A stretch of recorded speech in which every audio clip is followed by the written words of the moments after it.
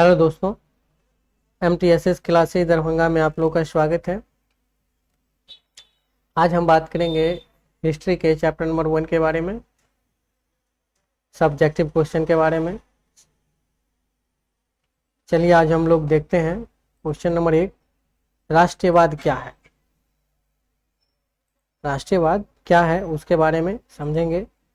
राष्ट्रीयवाद एक ऐसी भावना है, राष्ट्रीयवाद जो है एक ऐसी भावना है जो परिकल्पना है जिसमें किसी भी क्षेत्र में अहम योगदान होता है, अर्थात किसी भी देश का विकास करना भी राष्ट्रवाद कहलाता है। जैसा कि क्वेश्चन में बोला गया, आप लोग को अगर क्वेश्चन पूछा जाता है कि राष्ट्रवाद क्या है, तो हम कह सकते हैं कि राष्ट्रवाद एक ऐसी सामाजिक परिकल्पना है जिसमें क्या होता है, किसी भी क्षेत्र के अहम योगदान रहता है, अर्थात किसी भी देश का विकास करना ही राष्ट्रवाद कहलाता है, जो आपका यहाँ दिखलाया जा रहा है। उसके बाद हम कह सकते हैं राष्ट्रवाद का विकास 19वीं शताब्दी में यूरोप में हुआ था। ठीक है, 19वीं शताब्दी में यूरोप में हुआ था, जो अपने देश के प्रति सोच और लगाव की भावना को विकसित करता है। ठीक है, जो अपनी देश के प्रति जो लगाव की भावना को विकसित करता है, उसे हम राष्ट्रीयवाद कहते हैं। ठीक है, इस तरह हम याद कर सकते हैं इस क्वेश्चन को। अगला दूसरा नंबर क्वेश्चन है आपका। दूसरा नंबर क्वेश्चन है आपका, मेटरनिक कौन था। तो मेटरनिक जो था ऑस्ट्रेलिया का चांसलर था। ठीक है, ऑस्ट्रेलिया का चांसलर था, जो एक घोर प्रतिक्रियावादी राजा था। इसका कहना था कि किसी भी राज्य में शासन तो करो लेकिन जनता का भलाई ना करो। मतलब इसका कहना ये था, ये घोर प्रतिक्रियावादी था। इस कारण से इसका कहना था कि अगर आप किसी राज्य में शासन करते हैं तो जनता की भलाई को एक्सेप्ट मत करिए। ठीक है, अगला क्वेश्चन है आपका तीसरा नंबर क्वेश्चन, मेटरनिक काल से आप क्या समझते हैं। ठीक है, मेटरनिक काल जो है वो किस अवधि में हुआ था उसके बारे में समझना है और उसके बारे में समझना है। ठीक है, तो ये मेटरनिक जो काल था वो 1815 ईस्वी से लेकर 1848 ईस्वी तक के समय को मेटरनिक काल कहा जाता है। ये बात आपको बच्चों याद रखना है कि मेटरनिक जो काल था, ये ऑब्जेक्टिव क्वेश्चन में भी आपको सॉल्व करेगा कि अगर कोई क्वेश्चन पूछे कि मेटरनिक काल जो का अवधि है वो क्या है, तो उसमें हम जवाब दे सकते हैं कि मेटरनिक काल जो है आपका 1815 ईस्वी से लेके 1848 ईस्वी तक का माना जाता है। इसका क्वेश्चन का हल होगा। और यह जो है ऑस्ट्रेलिया का चांसलर था। ठीक है, यह जो है ऑस्ट्रेलिया का चांसलर था। और क्या है, यह एक घोर प्रतिक्रियावादी राजा था। इसका जो है मूल मंत्र परिवर्तन में बाधा पहुंचाना था। ठीक है, इसका जो है मूल मंत्र क्या था, परिवर्तन जो हो रही है उसमें बाधा पहुंचाना था। इसको अगर 2 नंबर वाला क्वेश्चन है, इसको याद करके इसको स्क्रीनशॉट लेके रख सकते हैं, चाहे अपने कॉपी पे उतार सकते हैं आप लोग। ठीक है, एक छोटा सा क्वेश्चन मैंने अरेंज किया है उसके बारे में देखिए बच्चों। अब लोग हम चौथा नंबर क्वेश्चन पे जाएंगे और उसमें जानेंगे अगला क्वेश्चन के बारे में। जी, इसमें बताया गया है कि सामंतवाद क्या है उसके बारे में समझाना है। तो देखिए इसका आंसर होगा, आपको अगर क्वेश्चन पूछा जाता है कि सामंतवाद क्या है उसके बारे में आप जान सकते हैं, कह सकते हैं कि वैसे शासन प्रणाली जिसमें सामंतों या जमींदारों को किसानों से ज्यादा अधिकार दिया जाता है उसे सामंतवाद कहते हैं। वैसी शासन प्रणाली जिसमें क्या होता है, सामंतों जो कि सामंतों होते हैं, जमींदारों को किसानों से ज्यादा जो है मतलब अधिकार दिया जाता है। जैसे कि आप खेती कर रहे हैं और आपसे ज्यादा अधिकार जो है जमींदार का होता है। ठीक है, इसको हम सामंतवाद कहते हैं, ऐसे प्रणाली को। ठीक है, अगला क्वेश्चन जो है आपका, 5वां नंबर क्वेश्चन पे हम चलेंगे दोस्तों, इटली और जर्मनी। अगला क्वेश्चन अगर आपका इस प्रकार का आता है कि इटली और जर्मनी, देखिए यहाँ पे क्वेश्चन दिखलाया जा रहा है कि इटली और जर्मनी के एकीकरण में क्या क्या बाधाएं थी। इटली और जर्मनी के एकीकरण में क्या क्या बाधाएं थी उसके बारे में समझाने के बारे में कर रहा है, और उसको हम देखेंगे कि किस प्रकार से उसमें बाधाएं थी और उसके लिए हमने क्या क्वेश्चन को अरेंज किया है, इसके बारे में देखिए। इसमें जो आंसर दिया गया है, जर्मनी के एकीकरण में निम्नलिखित बाधाएं थी। निम्नलिखित बाधाएं में पहला नंबर जो क्वेश्चन है, पहला नंबर सॉल्व जो है, पहला नंबर सॉल्व में देखिए कि 300 अन्य मतलब 300 छोटे छोटे राज्य का विखंडन जो हो गया, इसमें ये बाधाएं पड़ गई। राष्ट्रीयता का अभाव हो गया था, ये दूसरा नंबर में है। तीसरा नंबर में मेटरनिक का घोर प्रतिक्रियावादी नीति। ये जो मेटरनिक का पिछला क्वेश्चन में जो देखे हैं उस क्वेश्चन के अनुसार आपको मेटरनिक का जो घोर प्रतिक्रियावादी नीति था वो भी कारण था एक। चौथा कारण है ऑस्ट्रेलिया का हस्तक्षेप की नीति।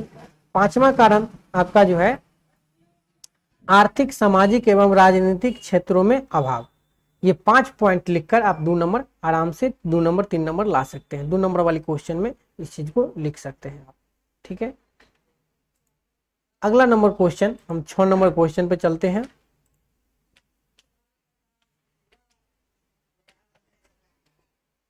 6 नंबर क्वेश्चन जो है, 6 नंबर क्वेश्चन में बताया जाता है, आपको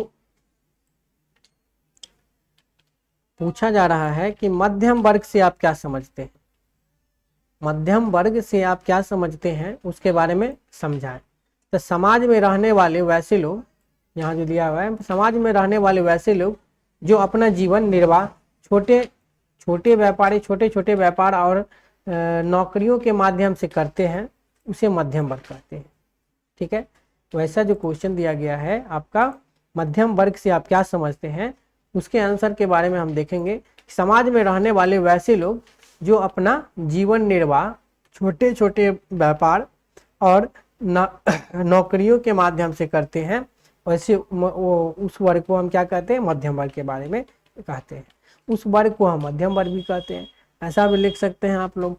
तो मध्यम वर्ग के बारे में आप समझ में आ गया। जैसे हम लोग के यहाँ ही है कि बहुत सा आदमी जो है छोटा छोटा कार्य करता है, छोटा छोटा कार्य करके अपना जीवन निर्वाह करता है, उस वर्ग को हम क्या कहते हैं, मध्यम वर्ग कहते हैं। क्वेश्चन नंबर 7 के बारे में देखेंगे। क्वेश्चन नंबर 7 जो है, सर्वहारा वर्ग से आप क्या समझते हैं। सर्वहारा वर्ग जो होता है वो क्या है उसके बारे में समझा रहा है। इसका आंसर दिया गया है आपका, कहता है समाज में रहने वाले वैसे लोग जिसमें गरीब, किसान, मजदूर शामिल होते हैं, उसे सर्वहारा वर्ग कहते हैं। जिसके पास पूंजी का अभाव होता है तथा स्थिति दैनिक होती है, उसको हम क्या कहते हैं, सर्वहारा वर्ग कहते हैं।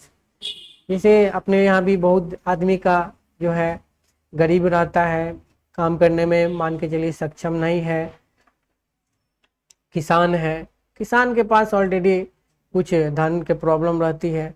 बहुत ऐसे किसानों हैं हम लोग के यहाँ बिहार में, जो पता चलता है कि किसान जो है बहुत गरीब स्थिति से किसानी करते हैं, खेती करते हैं, मजदूरी करते हैं, वैसे वर्ग को सर्वहारा वर्ग के बारे में कहते हैं। अब हम 8वां क्वेश्चन के बारे में बात करेंगे। 8वां क्वेश्चन जो है आपका दिया गया है, 1789 ईस्वी के फ्रांस की क्रांति का मुख्य कारण क्या है। 1789 ईस्वी के फ्रांस की क्रांति का मुख्य कारण क्या है, इसके बारे में दोस्तों पूछ रहा है। इसका आंसर होगा आपका 1789 ईस्वी के फ्रांस की क्रांति का मुख्य कारण राजनीतिक, आर्थिक, सामाजिक, बौद्धिक कारण को माना जाता है। फ्रांस की क्रांति के समय निरंकुशवादी शासन लुई 16वां था। उसके बारे में, फ्रांस की क्रांति के समय निरंकुशवादी शासन लुई 16वां था और इस इसके काल में भ्रष्टाचार का बोलबाला था। इसके काल में जो था भ्रष्टाचार का बोलबाला था। सभी प्रदेशों की आर्थिक स्थिति ये मतलब दैनिक थी। इसमें विशेष कर जो है आपका सर्वहारा वर्ग का स्थिति खराब था, इसको माना जाता है। विशेष जो है सर्वहारा वर्ग जो था उसकी स्थिति खराब था, तो स्थिति बहुत ज़्यादा खराब थी। जबकि पादरी और कुलीन वर्ग की स्थिति अच्छी थी। इस क्रांति के मार्ग को वोल्टेयर, रूसो तथा मैनेस्क्यू ने आगे बढ़ाया। ठीक है, इसको मैनेस्क्यू ने आगे बढ़ाया। अगला नंबर क्वेश्चन, हम 9 नंबर के बारे में बात करते हैं। 9 नंबर क्वेश्चन है आपका, बियान कांग्रेस का क्या लक्ष्य था? बियान कांग्रेस का क्या लक्ष्य था उसके बारे में पूछ रहा है। उत्तर में आपका है